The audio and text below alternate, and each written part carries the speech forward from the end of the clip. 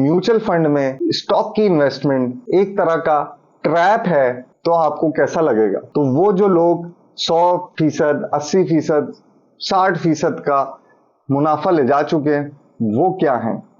आइए इसी पे आज बात करेंगे।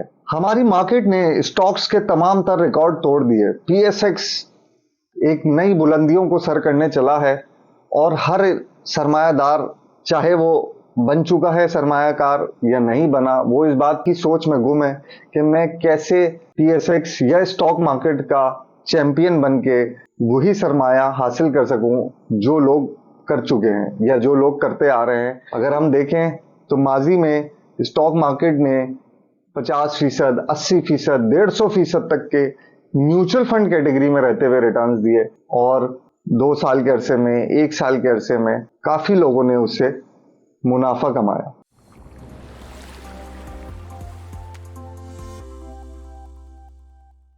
अस्सलाम वालेकुम व्यूअर्स, क्या हाल है? खैरियत से? मैं उमर खुर्रम एक और मालूमाती वीडियो को लेकर हाजिर हूं। दोस्तों, आज हम बात करेंगे म्यूचुअल फंड्स में स्टॉक की इन्वेस्टमेंट किस कदर कारआमद होती है एक इन्वेस्टर के लिए बनिस्बत दूसरे फंड्स के, या डायरेक्ट पाकिस्तान स्टॉक एक्सचेंज में आप स्टॉक ट्रेडिंग करें, इससे आपको क्या फर्क मिलेगा। दोस्तों, हमने इस पे एक पूरी एनालिसिस की और हमने टॉप 7 कंपनीज का इंतखाब किया जो म्यूचुअल फंड इंडस्ट्री में हमारे पास मौजूद हैं, जिसमें सर-ए-फ़हरिस्त इस वक्त अल-मिज़ान इन्वेस्टमेंट्स है, फिर हमारे पास एचबीएल एसेट है, एनबीपी फंड्स हैं, एमसीबी फंड्स हैं, यूबीएल फंड्स हैं, अल-फला एसेट मैनेजमेंट और एबीएल एसेट मैनेजमेंट है, एबीएल फंड्स। ये सब टॉप टियर कंपनीज हैं जिनके कुल असासे तकरीबन सबके कम से कम असासे 200 बिलियन से ऊपर के हैं और हमने इनकी स्टॉक प्रोडक्ट्स को और मनी मार्केट और इनकम प्रोडक्ट्स का एक मवाजना किया कि जो लोग लॉन्ग टर्म में स्टॉक्स की इन्वेस्टमेंट करते हैं, रिस्क प्रोफाइल को मैनेज करते हुए अग्रेसिव रिटर्न्स को हासिल करने की ऑब्जेक्टिव से, तो उनका अंजाम क्या होता है।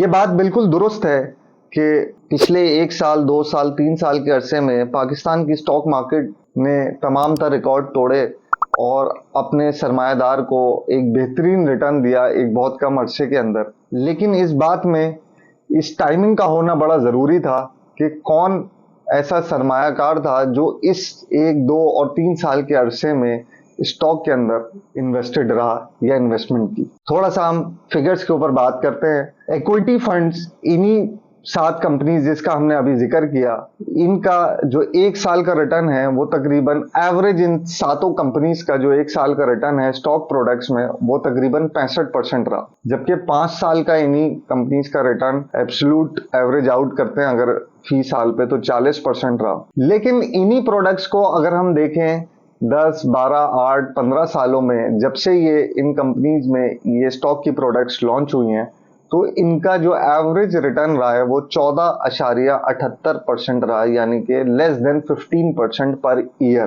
तो एक शख्स अगर 20 साल से स्टॉक्स के अंदर इन्वेस्टेड है, इन किसी भी कंपनी का नाम ले लें, उसके किसी भी स्टॉक के प्रोडक्ट में, तो उसका सालाना जो एवरेज रिटर्न रहा है वो 15% के अंडर में रहा है। अभी हम ये बात नहीं करते उसने कितना टैक्स दिया, कितने चार्जेस दिए, लोड दिया, इन्वेस्टमेंट चार्ज किए, बैक एंड लोड दिया, या जो भी उसकी प्रोडक्ट फीचरिंग थी उसमें कितना उसके एडजस्टमेंट जाएं। एक शख्स अगर 12 साल, 15 साल, 10 साल से इन्वेस्टेड रहा इस प्रोडक्ट में, तो उसने हर साल 15% का रिटर्न हासिल किया होगा।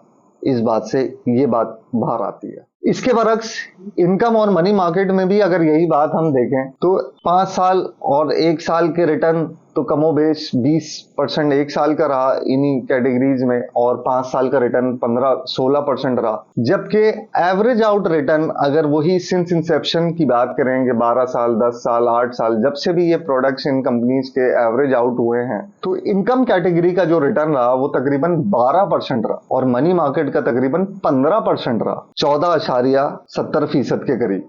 ये इन्हीं 7 कंपनीज जो टॉप टियर कंपनीज हैं, उनकी लॉन्ग लास्ट प्रोडक्ट की जब हम एवरेजिंग करते हैं तो ये रिटर्न उतना ही बनता है। अब आप देखें मनी मार्केट का रिटर्न भी 15% के करीब है और स्टॉक मार्केट का भी रिटर्न 15% के करीब है। तो क्या ये स्टॉक में इन्वेस्ट करना ट्रैप नहीं हुआ कि आपने 20 साल, 15 साल, 12 साल, 8 साल के अरसे में आपने स्टॉक में इन्वेस्टमेंट की किसी भी प्रोडक्ट में म्यूचुअल फंड के, और आपका रिटर्न उतना ही रहा जितना एक मनी मार्केट की प्रोडक्ट का रहा, जिसके बरक्स आपने इतने अरसे में उसकी हाई और उसके लोज को देखा, आपने उसकी अग्रेसिव वॉलेटिलिटी को देखा, आपने वक्त बे वक्त उसमें ये फिक्र को सामने रखा कि मेरा सासा डूब रहा है, मेरा सासा चढ़ रहा है, बढ़ रहा है, कम हो रहा है, और वो सारी टेंशन, परेशानी, स्ट्रेस आपने इतने अरसे में ली, और उसके बाद आपका एवरेज रिटर्न वही निकला जो कि एक सबसे लोएस्ट स्टेबल कैटेगरी का रिटर्न होता है,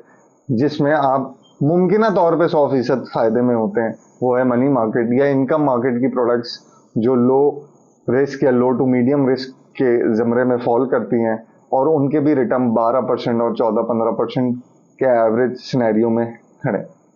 तो दोस्तों, ये एक छोटी सी एनालिसिस हमने की अभी रिसेंट रैली को देखते हुए। इससे बात यही सामने आती है कि स्टॉक में इन्वेस्टमेंट करके भूल जाना ये सबसे बड़ी हिमाकत है। स्टॉक की टाइमिंग का होना बड़ा जरूरी है, जिसके लिए बियरिश और बुलिश ट्रेंड्स का जिक्र किया जाता है कि मार्केट चढ़ रही है तो वो बुलिश ट्रेंड है, मार्केट गिर रही है तो वो बियरिश ट्रेंड है, और बुलिश ट्रेंड में एंटर होना और बियरिश ट्रेंड में एग्जिट होना जो ये कर लेता है अपने वक्त में, उसको तो उस स्टॉक में 60%, 80%, 150% तक का भी मुनाफा एक साल या कम अरसे के अंदर मिल जाता है। लेकिन जो ये टाइमिंग नहीं कर पाता म्यूचुअल फंड के अंदर भी रहते हुए, उसके लिए वो चीज़ उस तरह से कारआमद नहीं होती। उम्मीद करते हैं आपको ये बात समझ में आई होगी। मजीद मालूमात के लिए आप हमारे कॉन्टैक्ट चैनल्स पे भी हमसे रब्ता कर सकते हैं। फिल वक्त के लिए मुझे इजाज़त दीजिए। इंशाल्लाह अगली वीडियो में हाजिर होंगे। अल्लाह हाफ़िज़।